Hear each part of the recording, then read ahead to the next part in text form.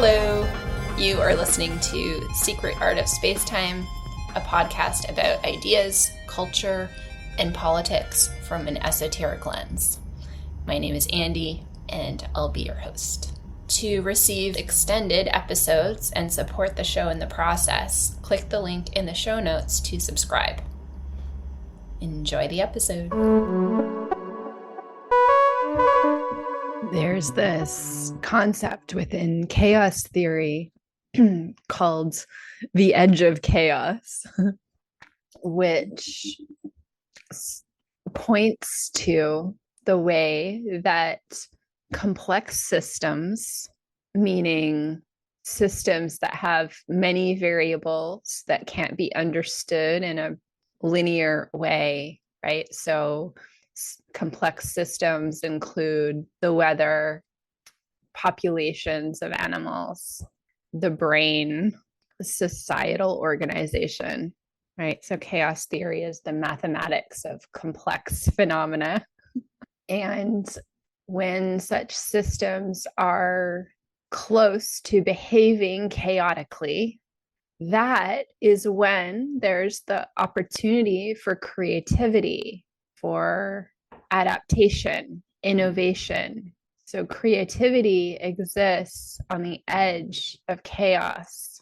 And, whether that's literal or metaphorical, either way, I think it's interesting to consider our current moment in time in a similar way. It's very easy to be afraid of chaos, but it is necessary in order to alter the organizational structure of a system in order to create real, true change. There's going to be a moment of chaos.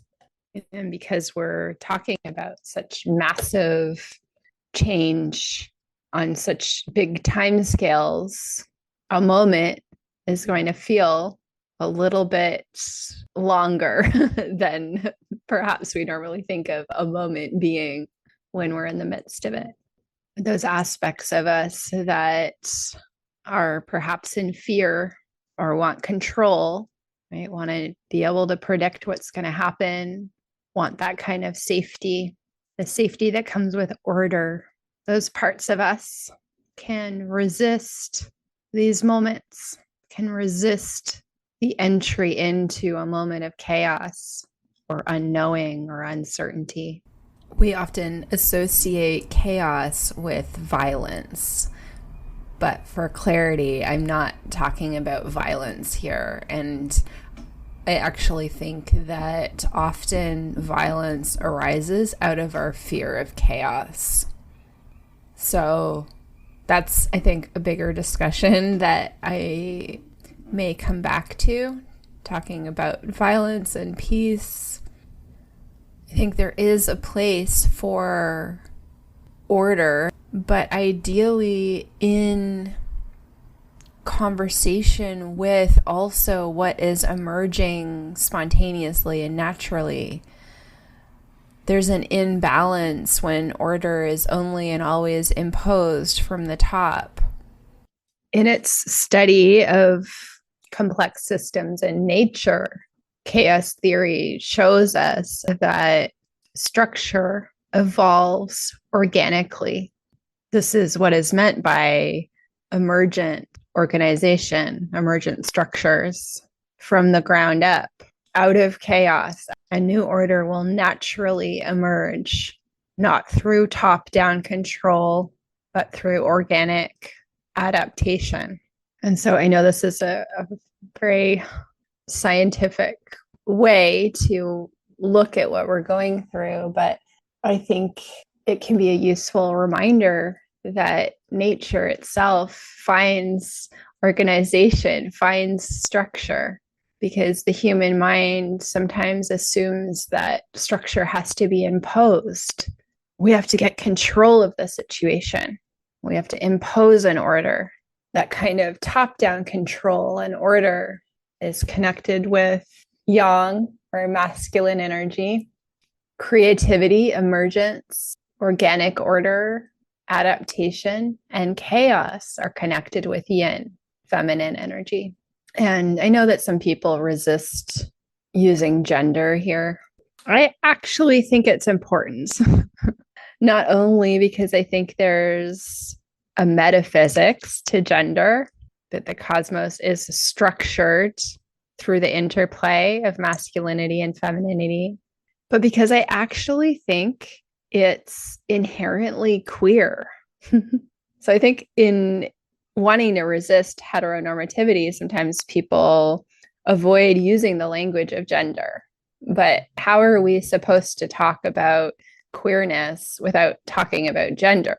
And if the entire universe is structured according to masculine and feminine dynamics, and those energies exist within all of us in combination, in interplay, in conversation, then you might see nature itself as queer.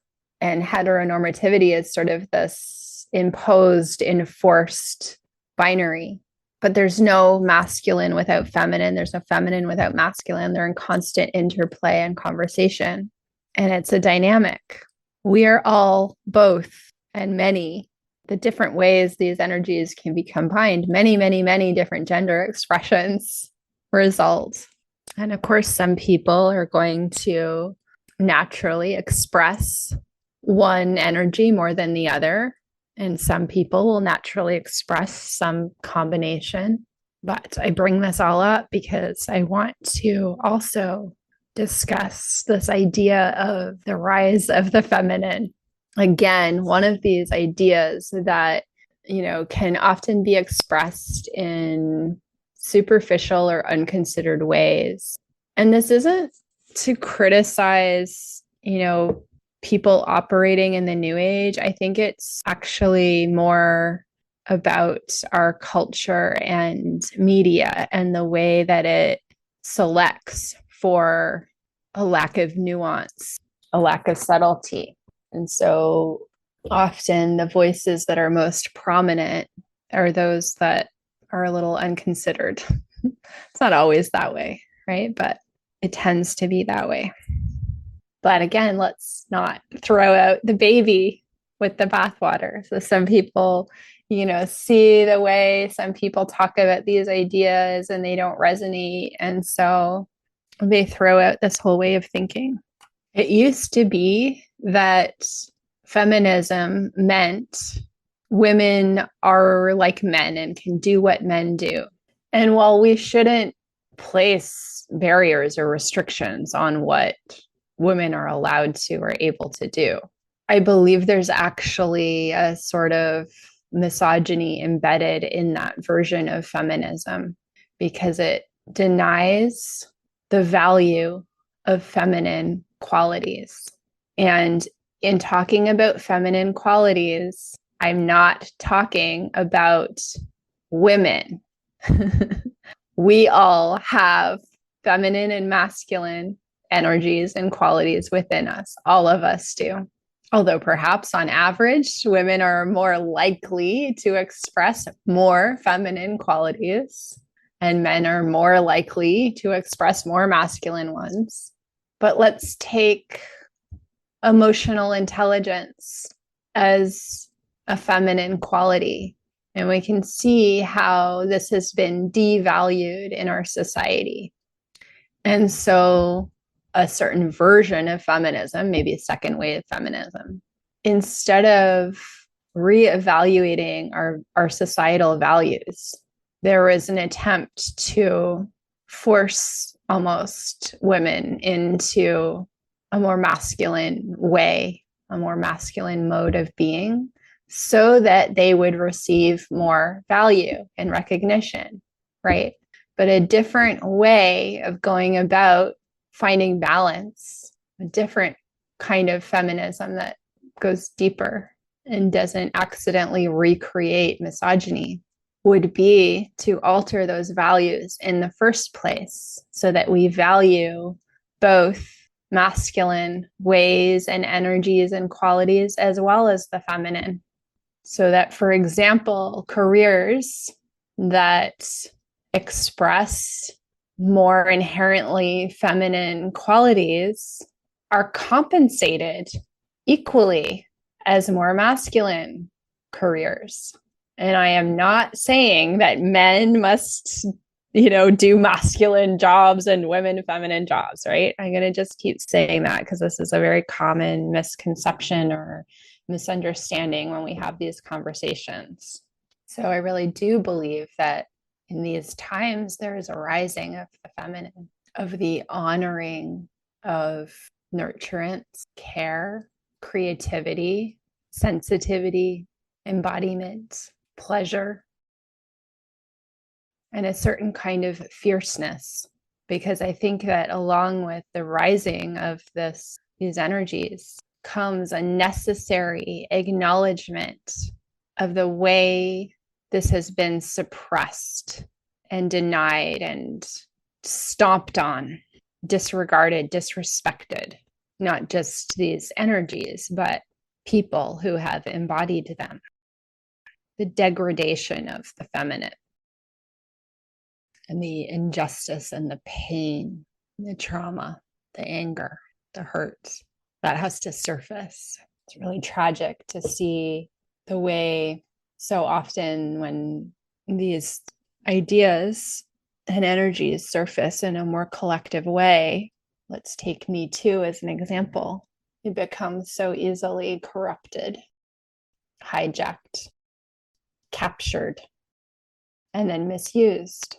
And then the reaction to that is usually to throw out the baby as well as the bathwater, of course, to deny feminism, to deny that there has been harm, and in many cases to actually double down on misogyny.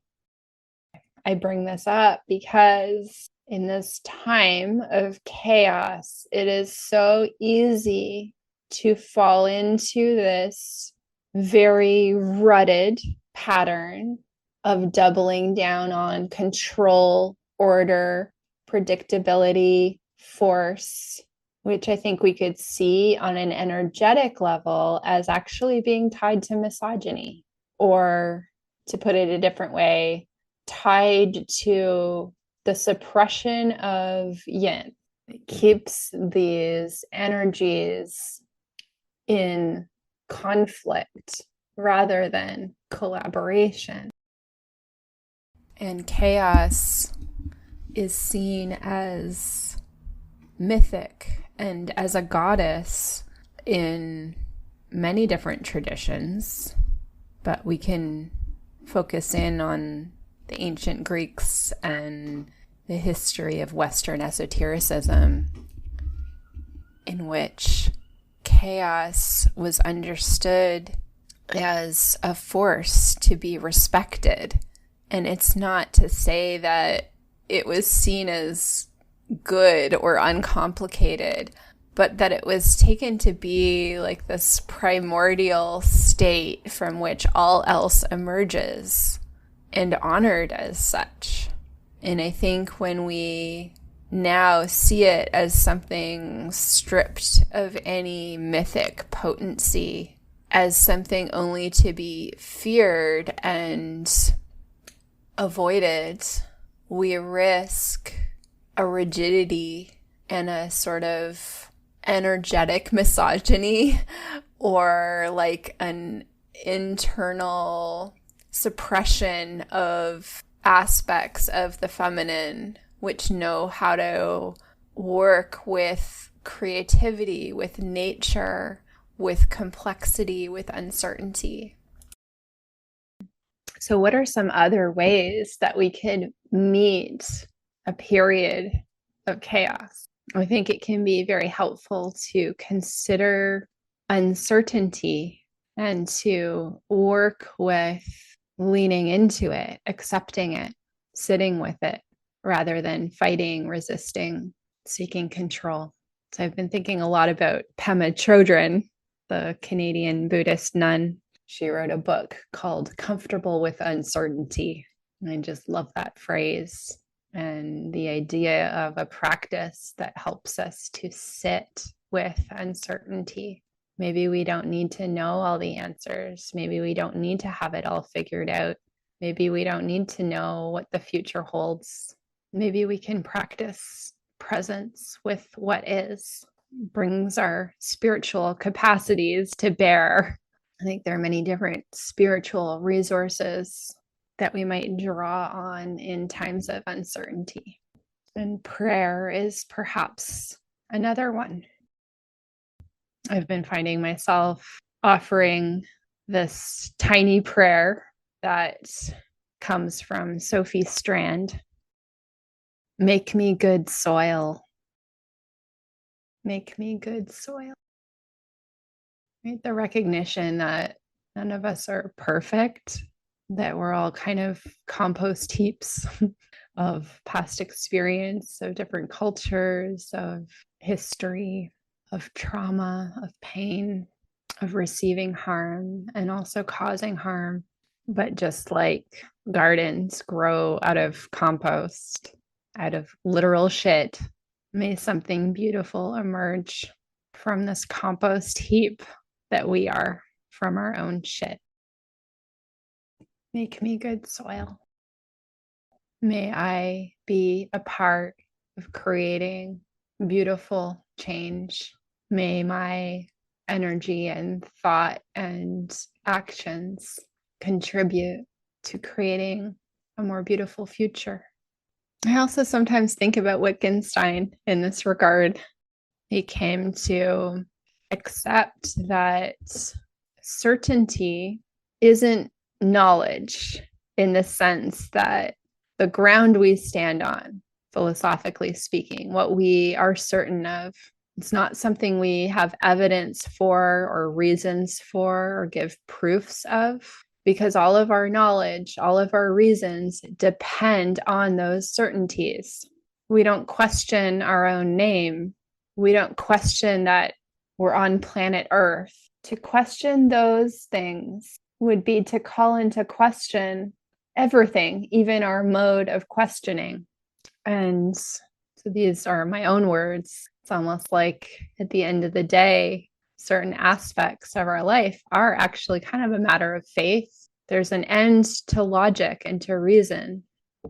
There's something kind of mystical about that realization that reason only takes us so far. And in times when we're perhaps in between paradigms, our reasons, our reasoning, our knowledge is shifting too. So, how are we to know what's true? So, in a sort of more practical sense, part of this is just about, finding sources we trust and, using our own discernment and critical thinking. Part of it is perhaps about not needing to know everything. If we are exploring alternative views, is it possible to approach these ideas without even necessarily the need to decide whether or not they're true? There's a risk of, leaving the kind of mainstream paradigm or narrative and attending to alternative ones, of taking on these alternative perspectives, believing them all, right? Taking them all as true. And that's just the flip side of the coin of accepting the dominant. Not all conspiracy theories are true. Not all alternative perspectives are true, but that also doesn't mean that none of them are. And it may not even be possible for many of us to know what the truth is, in every case anyway. But what we can do is approach these sources from a more embodied place, to feel into the underlying energetics, to sense the intentions underneath what is being said, so that at least we can discern who is trustworthy, which doesn't necessarily mean everything they say will be true, but at least they probably won't be outright lying. At least they probably won't be intentionally manipulating. The thing about knowledge is that it is social. That doesn't mean that there's no truth to it, but right, the way science operates, it requires multiple scientists collaborating in order to create scientific knowledge. there's a necessarily social aspect to it. That doesn't mean it's not true. And so in a lot of ways, there isn't yet a new paradigm, a new knowledge system that's fully formed, although it is emerging. So what do we do on a practical level, right? How do we navigate? Sometimes we need to know. And so I want to discern between knowledge and knowingness. Knowingness is a felt sense within us, a resonance of what is true for me. And it's not usually theoretical. It's not about the state of science or some abstract truth. It's usually about our own lives, decisions we're making, or how to relate to what's going on for us, how to engage with our lives, how to walk with integrity and a sense of inner ethics, how to tend to our relationships, how to move through our lives. When we can find that inner resonance, that inner state of knowingness, then we don't necessarily need to know a whole lot of abstract knowledge. It's about trusting yourself, trusting ourselves to know what is best and right for us. On a spiritual level, these times are calling us more deeply into ourselves. In many arenas, we have no choice but to trust ourselves. We're almost being pushed to it in some cases, like the universe is forcing our hand. Okay, you're walking this spiritual path. Well, what are you going to do when push comes to shove, right? When it's not about sitting on your meditation cushion, but you're really living it, with significant decisions in life that require us to revoke or embody our own power and agency, to, in some cases, perhaps go against what everyone else is telling us to do. It's like the ultimate spiritual test. Are you going to trust what your soul is calling you to, even when everyone else tells you something different? It's easy to walk a spiritual path when it doesn't implicate important decisions in our life, right? When we're doing a spiritual practice or reading a spiritual book. But it's a whole nother thing when we're faced with following our soul and our heart in situations when that goes against other people or conventions or cultures that we belong to. And I think there's a deep humility that is required when we're walking this path, to recognize that others are walking their own path and our paths may not always align. Is there a way that we can respect other people's messiness, even other people's not knowing or maybe knowing? Is there a way that we can stand in our own truth without feeling the need to force it onto others? Can we respect ourselves and others enough to not feel the need to convince or argue or control? This is another thing that Thomas Kuhn touched on, was that the transition between paradigms does not take place through argument or logic or reason. There's no way to convince someone into a different paradigm. The best we can do is embody what's true for us and trust that that has great impact. That when we allow ourselves to embody a different energetics, to resonate in a different way, to operate from new templates, that on a vibrational level, that ripples out and has a much greater impact than argument. And in fact, argument can sometimes have the opposite of the intended effect, right? It can sometimes lead people to double down on their own position. And so again, very relevant here is the pattern that so many of us have been trained deeply into of enmeshment, of matching other people's energy, of taking on other people's energy. There's a real call on a spiritual level to detach, to stand strong in our own energy, in our own selfhood, to no longer match frequency, but to create it, which we can do in many ways. But a beautiful and simple place to begin is by embodying love, learning to love ourselves first and foremost, learning to love the aspects of us that we have perhaps in the past denied or been ashamed of or hated on. Love doesn't pick and choose. Love requires us to love all of our aspects. And that practice cultivates a new frequency.